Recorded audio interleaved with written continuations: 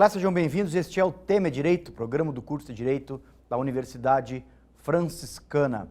Mande suas sugestões de pauta para direito@ufn.edu.br, que na medida do possível nós atenderemos a sua solicitação. Recebemos diariamente ideias para a gente trabalhar aqui no programa sobre direito civil, penal, administrativo, tributário, ou seja, sobre direito. Esse é o foco central deste programa, que tem a missão de levar até você o conhecimento sobre justamente o mundo jurídico, esse mundo tão complexo e contingente. Meu convidado de hoje, com muita alegria, recebe o professor Fábio Freitas Dias, professor do curso de Direito aqui da Universidade Franciscana. Seja bem-vindo, professor. Muito obrigado, professor Cristiano. Para mim sempre é um prazer atender o convite, não só para expor algum tipo de ideia relacionada à matéria específica que eu trabalho com o direito penal, mas também para demonstrar para a comunidade em geral como e o que se trabalha no nosso curso. O professor sabe que esse curso tem essa perspectiva extensionista, né? O curso de Direito ele é caracterizado por isso. Nós temos várias atividades que realizam esse processo de troca com a comunidade, mas esse programa, eu acho que ele realmente assim, ele assume um lugar nessa estrutura, porque ele justamente tem essa missão de levar conhecimento até a comunidade e trazer comunidade por vezes aqui, né? Isso é muito importante. Mas, professor, especificamente dentro da sua área, né? Queria ouvir um pouquinho sobre os desafios do direito penal, a historicidade do direito penal, essa ciência tão instigante, né? Ela é cara para tantas pessoas, para o senhor, que obviamente é da área, é um pesquisador da área, mas o que dá para a gente trabalhar assim, numa linguagem obviamente compreensível, porque as pessoas sabem o que é o crime, né? Elas sabem o que é as consequências de um crime, mas as estruturas teóricas, tu acha que elas podem ser explicadas numa linguagem compreensível? Deixa eu começar te perguntando isso. Eu acho que a gente tem que, para responder isso, a tua pergunta não é uma pergunta tão simples assim de ser respondida, mas a gente pode, de alguma forma, dar uma explicação um pouco mais viável no sentido de ser compreendida. A gente tem que entender hoje como que a estrutura penal foi construída. Por que temos um Código Penal? Por que temos normas incriminadoras? Como que chegamos até isso? Nós chegamos a isso porque, historicamente, a sociedade em geral sempre tentou impedir condutas intoleráveis. Então, em determinado meio social, esse conjunto comunitário identifica quais são as condutas que ele considera positivas, qual que ele considera negativas. O critério, inicialmente, se supõe que fosse a própria moral individual e coletiva. Então, condutas moralmente aceitas no contexto social eram condutas toleráveis e as que moralmente não eram se tornariam, então, condutas intoleráveis e passíveis, então, de serem transformadas, inclusive, numa norma incriminadora. Isso gerou um problema. O problema é que toda a nossa estrutura penal é construída em cima da conduta. Então, o que nós pretendemos, e porque carregamos culturalmente isso, criamos determinados crimes através da proibição de uma conduta que supomos ser intolerável pela carga subjetiva que ela manifesta. Isso tem a ver, então, com o conceito de moral e imoralidade. Porque a conduta que é uma conduta dolosa, como matar dolosamente ou matar culposamente, ela se torna intolerável porque não é aceita socialmente, porque nós não toleramos e não consideramos que moralmente seja correto alguém manifestar uma conduta dolosa ou culposa que se caracteriza como, por exemplo, pelo verbo matar. Tu acha que é um consenso na literatura a respeito disso, a respeito desse padrão que foi estabelecido para definir as estruturas do tipo penal, do crime? Eu acho que a gente está caminhando, principalmente na doutrina europeia, mais especificamente assim, uma linha muito bem, já com alguns anos de desenvolvimento na Itália, em que se tenta constitucionalizar a teoria do crime e a partir disso se abandona a conduta enquanto manifestação de algo subjetivo e se olha para essa conduta como algo que objetivamente pode produzir um dano para alguma coisa. O que é esse alguma coisa? Esse alguma coisa são valores que nós queremos proteger. Quando nós criamos o crime de homicídio, nós temos que entender que nós não estamos criando esse crime porque queremos proibir simplesmente a conduta de matar. Não, nós queremos proibir a lesão à vida. E identificamos que a conduta a matar, ela deve ser criminalizada, não porque ela é uma manifestação subjetiva, mas porque ela produz um dano para o bem jurídico que eu quero proteger.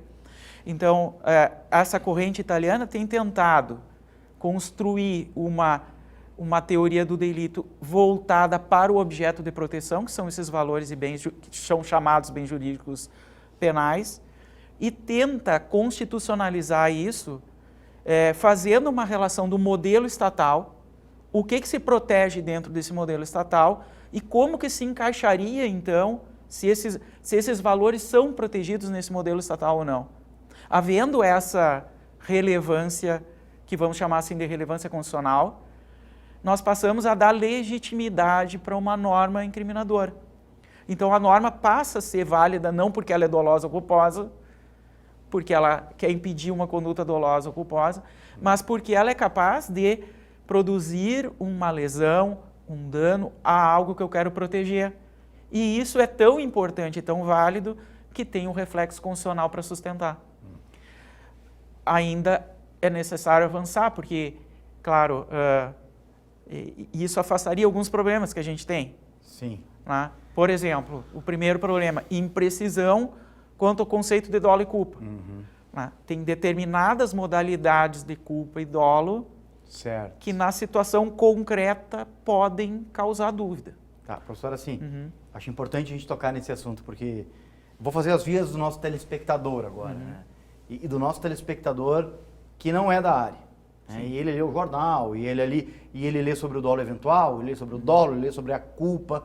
Como que numa linguagem acessível a quem não é da área, o senhor explicaria isso? Qual é a diferença entre esses conceitos para o nosso telespectador entender? Quando que se pratica um crime culposo, um crime doloso? Por que dolo eventual? De onde é que veio isso?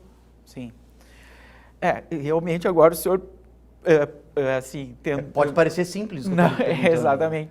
É um desafio grande, claro, porque isso é difícil no desenvolvimento regular da disciplina explicar isso. Sim. E numa linguagem menos técnica, assim, mas que possa, sem assim, subverter a técnica, tentar demonstrar para as pessoas que nos assistem qual seria a diferença. Vamos assim, usar primeiro a culpa, que é um conceito mais simples. Tá? Vamos dizer que a criança sabe o que é um crime culposo. Tá? Certo. A criança, quando ela, por exemplo, ela esbarra em alguma coisa, ela quebra, ela vai dizer assim, foi sem querer, pai. Sim. Esse sem querer representa um mero acidente. As pessoas imaginam que o crime culposo é um mero acidente. E por que é um acidente? Quando que acontece um acidente? Quando eu não tomo o cuidado devido. Sim. Então, um crime culposo, ele vai existir sempre quando eu realizo uma conduta em que eu não tomei o cuidado devido. Tá? Já a conduta dolosa, a criança também sabe o que é. Quando os irmãozinhos estão brincando ali com um brinquedo e o outro toma o brinquedo do outro, e ele pega uma coisa e dá na cabeça do irmão que pegou. Sim. Daí tu pergunta, por que tu fez isso? Daí ele vai dizer, eu fiz porque eu quis, porque ele pegou meu brinquedo. Conduta dolosa. Certo. Agora, tecnicamente esse dolo não é simplesmente querer alguma coisa. Vejam que no exemplo que eu acabei de mencionar, dá a impressão que o dolo é só querer alguma coisa. Sim. Não, o dolo é um pouco mais do que isso. O querer é um elemento. O querer representa a vontade. É uma vontade manifestada e direcionada. Mas há algo anterior a isso. Eu só posso querer o que eu conheço. Então o dolo, ele é conhecimento mais vontade. Eu só posso querer aquilo que eu conheço. Aí vem o problema central. Isso não tem nada a ver com intenção. Sim. Por quê? Porque para uma conduta dolosa basta conhecimento mais vontade. Então, se eu estou falando do crime de homicídio, para a gente não usar assim, outros exemplos que podem acabar gerando alguma confusão, o dolo que a gente vai chamar dolo direto, é quando a gente tem conhecimento de que alguém está vivo, que eu escolhi essa arma, que se eu sacar a arma e apertar o gatilho, eu vou produzir a morte. Sim. O querer representa tudo isso. Eu conheço e quero realizar de acordo com o meu conhecimento.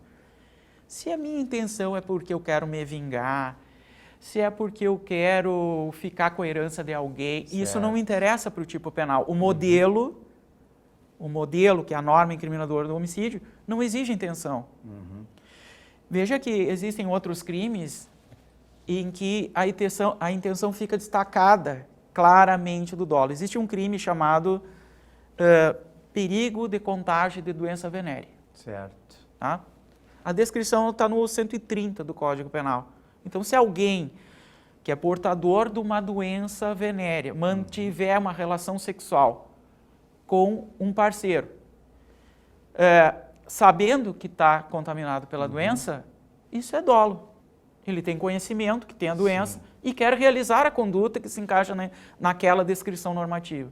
Isso é dolo. E basta isso. Mas olha que o parágrafo 1º desse artigo, ele diz o seguinte: se a intenção for transmitir a doença, pena de tanto a tanto. A intenção é sempre um elemento futuro, um objetivo futuro a ser atingido.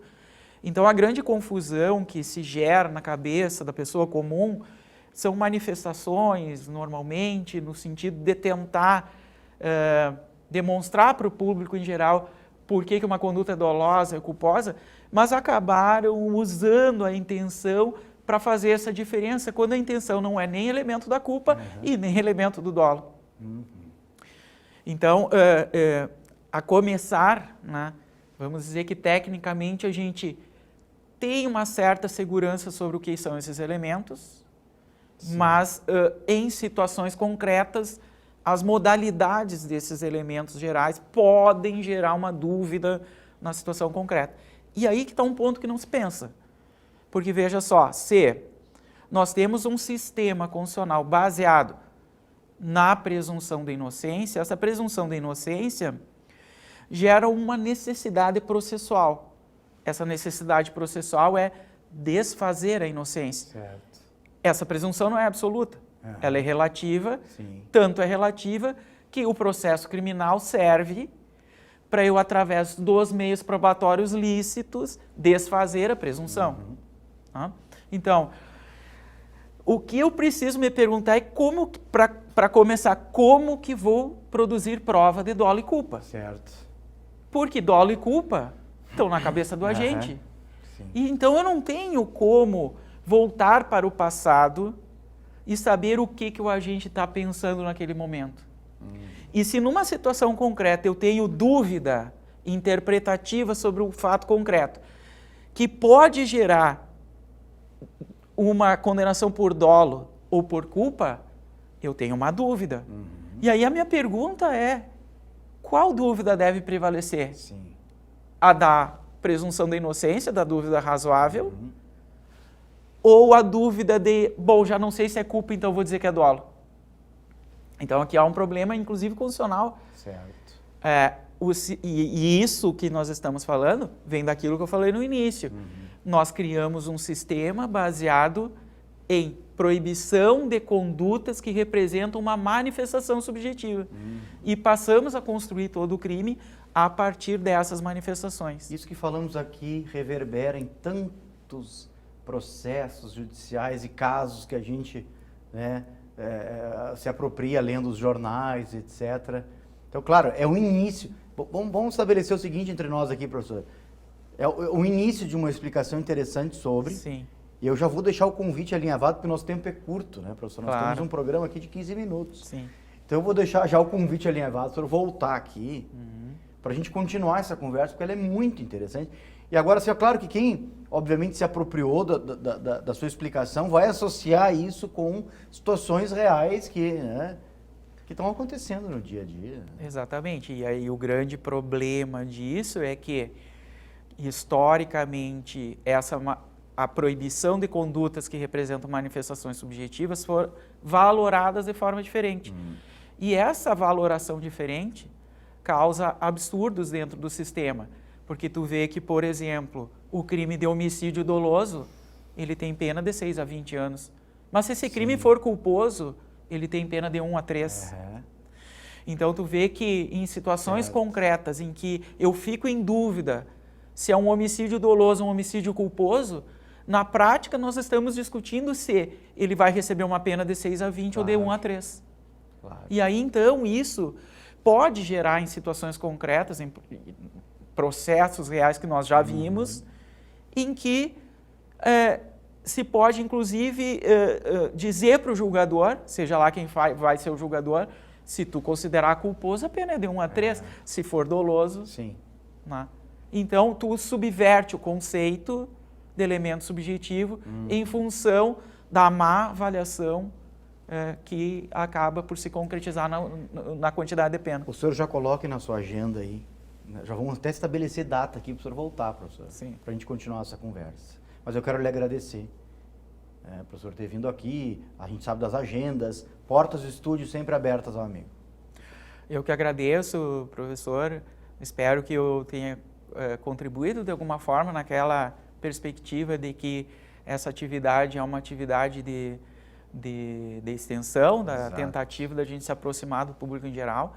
E já de antemão aceito o convite, será um prazer para mim tentar avançar um pouco mais nesses conceitos e trazer algum tipo de esclarecimento que continua sendo técnico, mas com uma linguagem que seja possível de ser entendida.